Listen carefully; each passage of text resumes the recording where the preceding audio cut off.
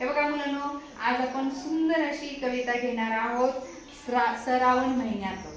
आणि ही जी कविता आहे ही झाडी बोली भाषेमध्ये आहे. कोणत्या भाषेतली आहे? झाडी बोली भाषेमधली ही कविता आहे. आणि आपल्याला ही कविता याच पद्धतीने म्हणायची आहे. याच्यामध्ये आपले शब्द टाकायचे नाही. लक्षात आलं? तयार आहात माझ्या सोबत म्हणायला? हा, म्हणा. श्रावण महिन्यात पोटाचं नवल,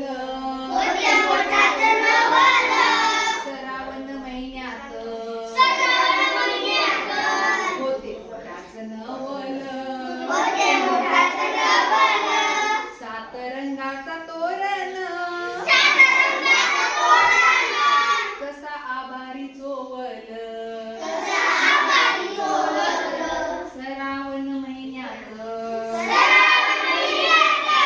ढगा ढोल वाजवती, श्रावण महिन्यात